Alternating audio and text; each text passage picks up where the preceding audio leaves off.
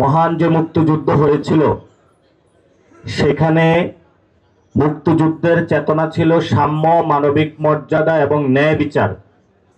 এই তিনটি চেতনা থেকে মুক্তিযুদ্ধকে শুধু আওয়ামী লীগ নিজের পকেটস্থ করেছিল। যদি সাম্য, মানবিক মর্যাদা এবং ন্যায় বিচারের ভিত্তিতে একটি দেশ আমরা গড়তে পারতাম, তাহলে আজকে 2024-এ এসে আমাদের 2022 শহীদ হতো না। তেমনি ভাবে আমরা 24-এ যারা কুলি, মজুর, শ্রমিক, আমাদের শিক্ষার্থী ভাইয়েরা রাজপথে এসে রক্ত দিয়েছিল, তারা একটা স্পিরিটের জন্য রক্ত দিয়েছিল। তাদের স্পিরিটটা ছিল বাংলাদেশে একটা নিউ সেটেলমেন্ট হবে। এই অভ্যুত্থানের স্পিরিট ছিল আর কোনো ব্যক্তি বা পরিবার ব্যাখ্যা করতে পারবে না। এই অভ্যুত্থানের স্পিরিট ছিল আমরা নারীদের জন্য একটি সুন্দর সমাজ তৈরি করব। Public education, public health care থেকে শুরু করে জনগণের যে সেবাগুলো রয়েছে সেই সেবাগুলো প্রমিস আকারে আমরা মানুষের কাছে ডেলিভারি করব। সেগুলো আমরা সংসদে গিয়ে সত্যিকার অর্থে বাস্তবায়ন করব। এই সংসদে একটা রিফর্ম অ্যাসেম্বলি হবে, একটি উচ্চ কক্ষ হবে। এখনো আমাদের বিচার বিভাগ স্বাধীন নয়। আমরা বিচার বিভাগ স্বাধীন করতে চাই, এটা গণ অভ্যুত্থানের চেতনা। সো যেই চেতনাগুলোর কথা বলি আমরা, সেগুলা যদি সত্যিকার অর্থে আমরা বাংলাদেশে বাস্তবায়ন করতে পারি, তাহলেই ভবিষ্যৎ যে বাংলাদেশের স্বপ্নটা আমি আপনি দেখি, সেটা আমাদের গঠন করা সম্ভব।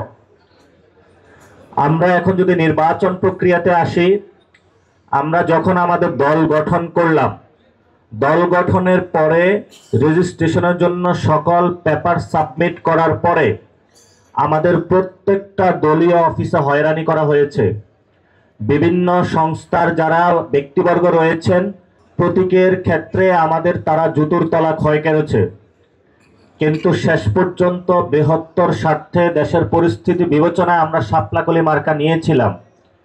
কিন্তু এখন পর্যন্ত ইলেকশন কমিশন থেকে আমরা আমাদের শাপলাকলির যে ডিজাইনটা, এটা এখনো পাইনি। ফলত আমরা নির্বাচনী প্রচারণার কাজে নামতে পারছি না। এই ধরনের পরিস্থিতির মধ্য দিয়ে আমরা যাচ্ছি এবং ভবিষ্যতে যেই নির্বাচনী মাঠে আমরা নামবো, সেই মাঠে আমরা হুমকি পাচ্ছি এখন যে সকল প্রশাসনকে এক দলের আন্ডারে নিয়ে যেতে হবে। এটা তো আপনারা সকলেই জানেন, গতকালকে এই বক্তব্যটা ভাইরাল হয়েছিল। শুধু এটাই নয়, কোথাও যদি কেউ মিছিল মিটিং করে, প্রটেস্ট করে, নির্বাচনী কাজে যায়, তখন তাকে হুমকি ধমকি থেকে শুরু করে পরিবার পর্যন্ত সকলকে মারধরের পর্যন্ত ঘটনা আমরা শুনতে পাচ্ছি। নির্বাচন কমিশনে যারা আওয়ামী লীগ ছিল তাদেরকে তারা রিমুভ করে নাই। প্রশাসনে যারা আওয়ামী লীগ ছিল তাদেরকে তারা এখনো রেখে দিয়েছে। প্রস্তাবনা উঠেছিল দলীয় বিবেচনায় বিভিন্ন জায়গায় প্রশাসনিক নিয়োগ না দিয়ে স্বচ্ছ একটা প্রক্রিয়ার মাধ্যমে দেওয়া। আমাদের প্রশাসনের যিনি এখন হেড, এই কার্যক্রমটা ইউনূস স্যার হাতে নিয়েছেন। ফলত এই ইলেকশনে যদি কোনো ত্রুটি হয়, যারা রিটার্নিং অফিসার থেকে ডিভিশনাল যারা ডিসিএসপি রয়েছেন তারা কাজ করবেন, এই জবাবদিহিতার আওতায় কিন্তু ডক্টর ইউনূসকে আমরা আনতে বাধ্য হব। শুধু তাই নয়, আমাদের যে রাজনৈতিক যে কালচার রয়েছে, সেই দলগুলোকে বিভিন্নভাবে আগে যেভাবে ডিজিএফআই থেকে শুরু করে বিভিন্ন সংস্থা ব্যবহার করে হুমকি ধামকি দিয়ে বিভিন্ন অ্যালায়েন্সে নেওয়ার চেষ্টা করা হয়েছে, সেভাবেই এখন এই প্রক্রিয়াগুলো চলমান রয়েছে।